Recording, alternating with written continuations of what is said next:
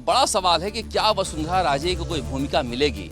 BL संतोष यहाँ आए हैं तो क्या चर्चा करने जा रहे हैं। आज फिर से अगर जयपुर में नहीं है तो फिर बातें तो उठती ही हैं कि आखिर बीजेपी के राष्ट्रीय उपाध्यक्ष जिनके यहाँ चुनाव होने जा रहा है वो जयपुर में नहीं है या फिर इन मीटिंग में नहीं है। वो अमित शाह के साथ अलीगढ़ में दिखती हैं। क्या चाहती हैं वसुंधरा राजे? देखिए, वसुंधरा राजे एक बड़ा फैक्टर है यहाँ पर।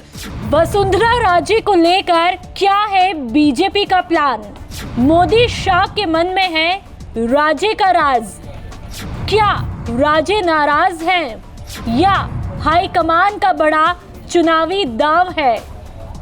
मरुधरा के महारण में चुनावी बिसात बिछ चुकी है। जहां कांग्रेस में पायलट को CWC में जगह दी गई, तो वहीं बीजेपी में वसुंधरा राजे पर चर्चा बरकरार है कि आखिरकार महारानी को लेकर बीजेपी कोई बड़ा दांव चलेगी या फिर हाईकमान के मन में कुछ और ही है। और अब इसी कड़ी में बीजेपी एक अलग ही रणनीति चल रही है, जिसके तहत राजस्थान में बीजेपी अब एक नहीं 4 यात्राएं निकालने जा रही है, जिसकी शुरुआत 2 सितंबर से होगी, जिसे परिवर्तन यात्रा नाम करार दिया गया है, जिसके जरिए पार्टी के राष्ट्रीय अध्यक्ष, प्रदेश अध्यक्ष से लेकर केंद्रीय मंत्री प्रदेश के अलग अलग हिस्सों में जाकर गहलोत सरकार के खिलाफ हुंकार भरेंगे। हर संभाग पर फोकस करते हुए पार्टी ने इसके लिए गेम प्लान तैयार कर लिया है। विधानसभा चुनाव से पहले बीजेपी राजस्थान के 4 अलग अलग भागों से परिवर्तन यात्रा निकालेगी, जिसकी शुरुआत केंद्रीय गृह मंत्री यानी कि अमित शाह करेंगे। शाह 2 सितंबर को सवाई माधोपुर के त्रिनेत्र गणेश मंदिर से पहले यात्रा को रवाना करेंगे और वसुंधरा राजे यात्रा की अगुवाई करेंगी।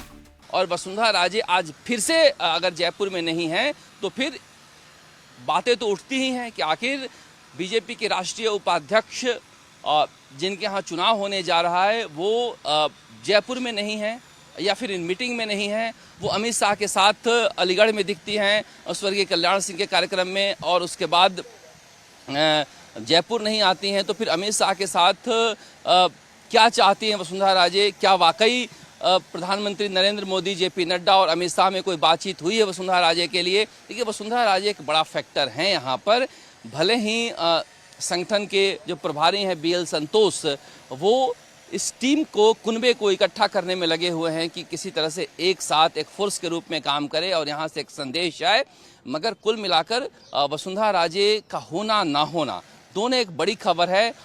इतनी बड़ी खबर हो जाती है कि बीजेपी के तमाम खबरों पर वो हावी हो जाता है।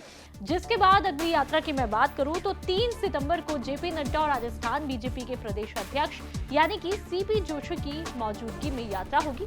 पार्टी की यह दूसरी यात्रा डूंगरपुर के बेणेश्वर धाम से रवाना होगी।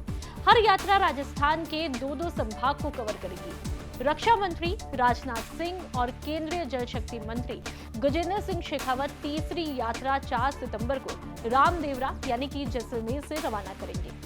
तो वहीं परिवहन मंत्री नितिन गडकरी और उपनेता प्रतिपक्ष सतीश पूनिया 5 सितंबर को हनुमानगढ़ के गोगामेड़ी से चौथी यात्रा को हरी झंडी दिखा करके रवाना करेंगे।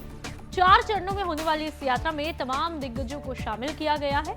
खास बात यह है कि ऐसा पहली बार होगा जब वसुंधरा राजे पार्टी के किसी कार्यक्रम में भाग लेंगी। प्रदेश भर में पार्टी के तमाम विरोध प्रदर्शन के कार्यक्रम से भी पूर्व CM ने दूरी बनाए रखी। तो वहीं हाल ही में घोषित चुनाव प्रबंधन समिति और संकल्प पत्र समिति में भी राजे का नाम शामिल नहीं था।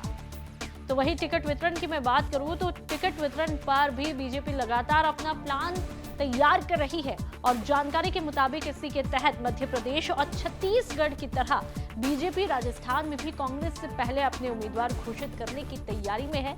बीजेपी 200 में से 90 से 100 सीटों पर उम्मीदवार घोषित कर सकती है। इनमें मुख्यमंत्री अशोक गहलोत की सरदारपुरा और पूर्व उप मुख्यमंत्री सचिन पायलट की टोंक सहित कई सीटें हैं, जो कि बीजेपी के लिए बड़ी चुनौती है। सूत्रों के मुताबिक इन सीटों पर घोषणा 2-3 चरणों में की जा सकती है। कांग्रेस ने पहले टिकट घोषित करने का जो फॉर्मूला कर्नाटक में इस्तेमाल किया, वो भाजपा राजस्थान में अप्लाई करने जा रही है।